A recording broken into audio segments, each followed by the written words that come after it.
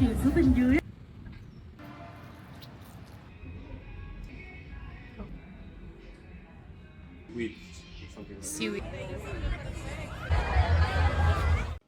guys, welcome Hi. back. So our story continues, and as we did our house hunting and our school hunting, we really wanted to actually experience Danang traffic, but also give the kids some actual vacation time, some free time. And we searched for activities and things to do, especially around the beach, so that Castiel could have some fun. And to our good fortune, we stumbled upon this event. Apparently, it's something that they do every year. It's a water gun party, and there's a DJ coming up, and they secure this entire area, and they provide all the equipment, and all you have to do is have some fun and squirt people. And me and Casti, we went full operation, and we left Phong with Kai, and we went and we had an amazing time. We had so much fun, and we used the water guns, we used the balloons, and we ran around. And actually, we did that before the actual party started because we had to take advantage of the brief time when Kai was sleeping. So it was for a while there, just me and Castiel. And then eventually more people started to turn up, and we started mixing it up and going around and playing with other people, grown ups and children alike. And it was really, really fun.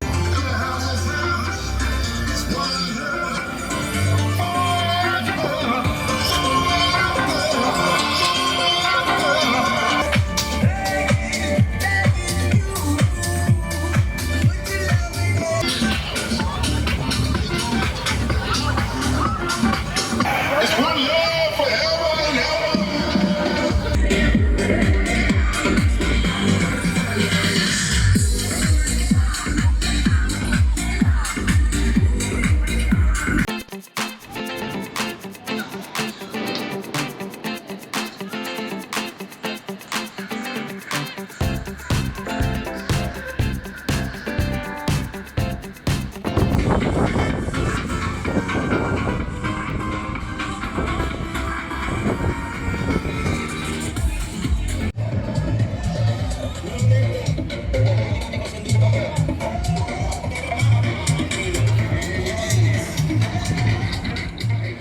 And of course, as you probably got used to by now, we found some delicious food. And we did that religiously, as in, we did our research. We wanted to try as many dishes as possible and go to as many places as possible.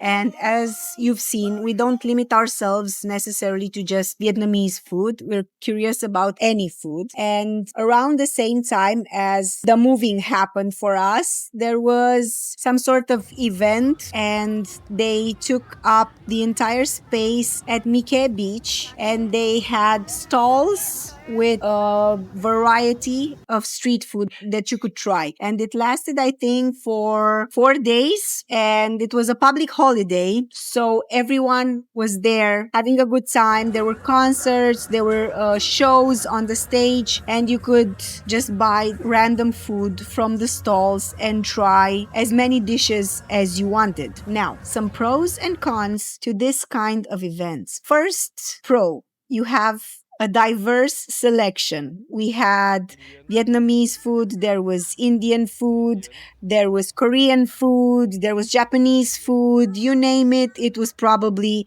somewhere over there in one of those food stalls. Con, it was so crowded, and the tables were so few that many people were just eating standing up or looking for places to sit and consume their food. And as you can imagine, not all food can be eaten while standing up. So there was this hunt for tables and for seats. And we actually did that for a couple of nights when we went there. And one of us went to hunt for a table while the other went to hunt for food. I was really happy to find some vegan dishes that I could enjoy and that I wouldn't have to worry about later on with Kai's allergies. But we also had some disappointments because, as you know, at this when all this food is prepared massively and for big amounts of people, it tends to lack certain qualities. And that was the moment when we tried,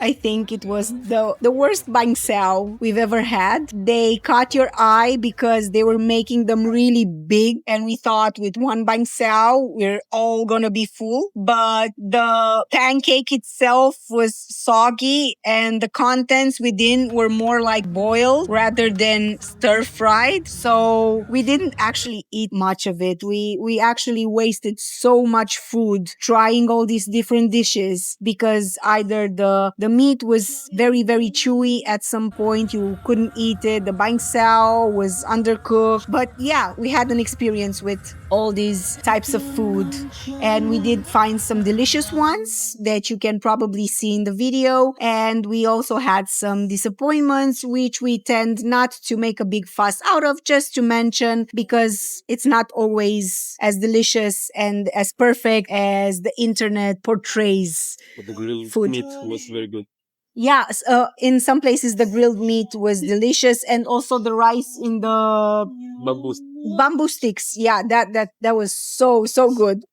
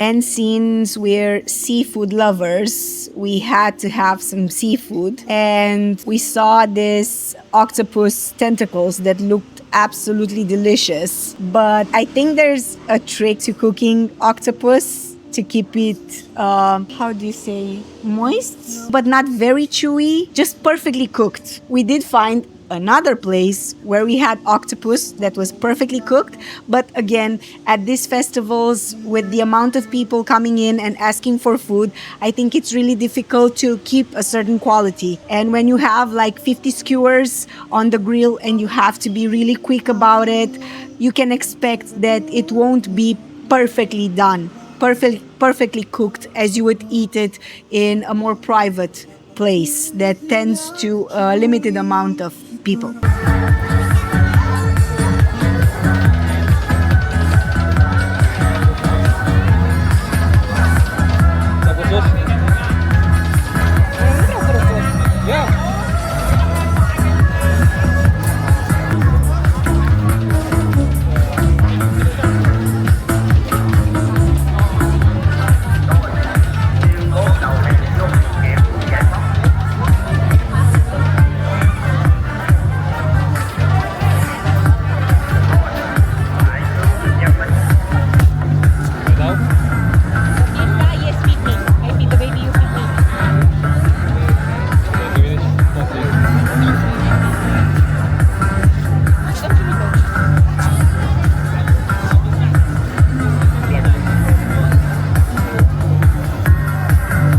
I also made a decision upon coming here that I would be more open to try new foods that I was reluctant to try in the past. And for the first time, I tried snails. Now, it wasn't disappointing, it was interesting, but I have to confess that once I tried them at this particular festival, I was more determined to try snails in other places, and I did find the perfect snails to my taste, and I crave them now, and I really, really like them.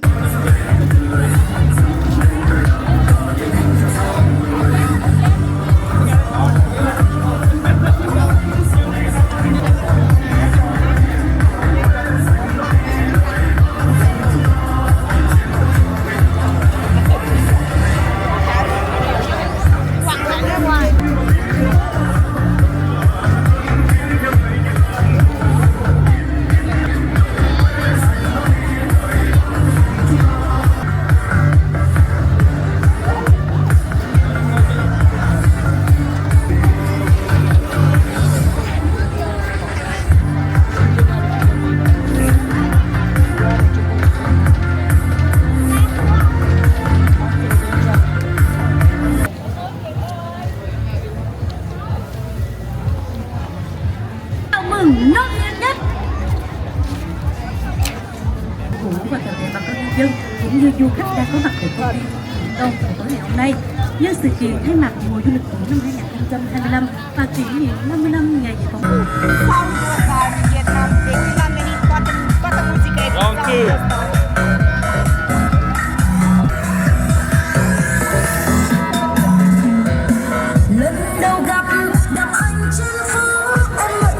And let us tell you about our first experience with the Dragon Bridge, because everyone was telling us, you have to go see the Dragon Bridge. And of course we wanted to. And the night we eventually decided to go, we asked around at what time were we supposed to be there, and does it take long? Is it a repetitive thing? And someone actually told us that it lasts for half an hour, and we made some plans and we figured we'd be there in like 10 minutes, and we miscalculated that by a long shot, because every night the Dragon Bridge is on, the traffic is insane. So by the time we got there on our first try, it was so crowded that we actually witnessed the dragon breathing water. So we missed the fire part. We just saw it breathing water from our grab, and this huge crowd of people blocking the intersection. There was nowhere to go. It was so crowded, and we waited there, and after it blew water, we thought it was going to do it again, because someone had told us that it goes on for half an hour, and it was like 9 and a few minutes. And eventually another Grab driver told us, oh no, this is it. It lasts for only 10 minutes. And that's it. So the entire traffic is blocked, and there's this huge crowd coming over to see 10 minutes of the Dragon Bridge breathing fire and then breathing water. Everything was on a standstill. It took more for us to get home after we witnessed 2 minutes of the Dragon Bridge show than it took us to actually get there and witness it. So we had to do our plans much better for the next time, because Castiel was really eager to see it. And so we made plans for the next day to go earlier, even if we just had to sit around and get comfortable and find a decent place so we can actually see the Dragon Bridge fully and beautifully, and not be in the middle of a crowd not seeing everything. So we just stood by the side of the river. We found the perfect place, and Casti could see the whole thing, and he loved it. And we do recommend that you see it if you arrive in Danang on a weekend. It goes on Friday, Saturday, and Sunday. It's 10 minutes, but it's a sensation. It's a feeling. It's something that people actually take the time to see for only 10 minutes. And I think it's amazing. Of course, it's impossible to live in Danang and not talk about the beaches. And the first beach we went to a few times was Mike Beach. We liked that beach because it had sunbeds and good coverage from the sun, since we're the kind of people that go to the beach in the morning and leave at night. And it was the nearest to our hotel. It was near our hotel, and it was practical for us to just go there, and the kids could play in the sand during the lunch hours when the sun was at its most highest point. And also they provided snacks, food, and drinks right over there. We enjoyed everywhere we went on the beach here in Danang. We always enjoyed a plate of fruits. I love that they have that. I love that they offer it. And it does provide us with an excuse to make the kids, especially Castiel, eat fruits. The water is always great. The temperature is just right. And if you can handle the hotness of the sand, you can spend an entire day at the beach in Danang. No questions asked. From 5 a.m. to 8, 9 p.m. Yeah, but not us.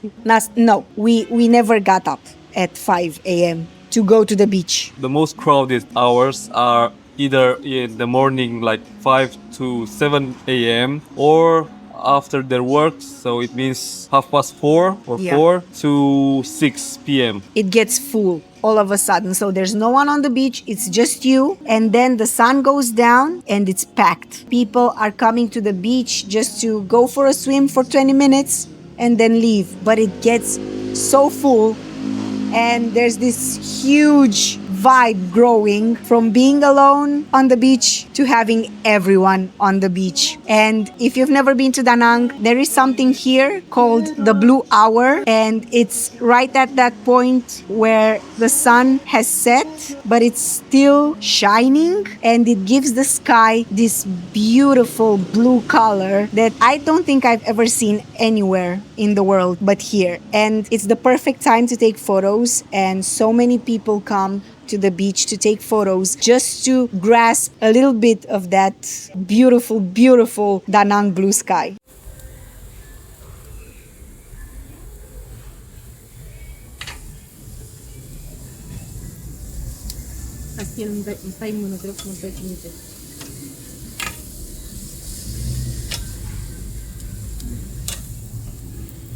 In case you didn't figure it out, we are big Japanese food fans, and of course we had to try some sushi. And to our happiness, near our house we have this great Japanese restaurant that specializes in sushi, and when we went there for the first time, we actually got this big boat of sushi for me and Phong, and they came with a shot glass of raw things inside. Now, I did promise myself to be more open and to try different foods, but I draw the line at raw egg. And when I saw the shot glass with oyster, some fish, some raw eggs, some sea grapes, I happily gave my shot to Phong, and I let him be the tester of the shot. And was it good? It was strange, but I wouldn't eat that like a cake or something with pleasure. It was something else, something different, but You could live without it. yes. But we couldn't live without sushi. So give us raw tuna, give us raw salmon. Just we draw the line at raw egg yolks. Thank you. I mean, I like raw oysters. I can eat that, but that was something else. I think the mixture just became too gooey, right? It was too gelatinous, too... No, because of the fish, the taste and the smell was too fishy for me. Oh, okay. So live and learn. Okay, bottoms up. What do you have there? Oyster, raw egg, and some type of eggfish. Something from... No, it's seaweed. Something like that. Seaweed, okay. Yes. The oyster is still there.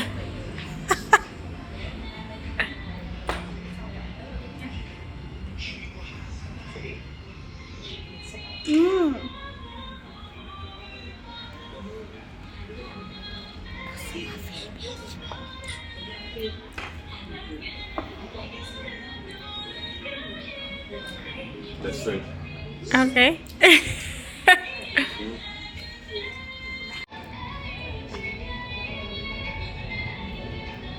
Tonkatsu. Is it good? Yeah, if you fit.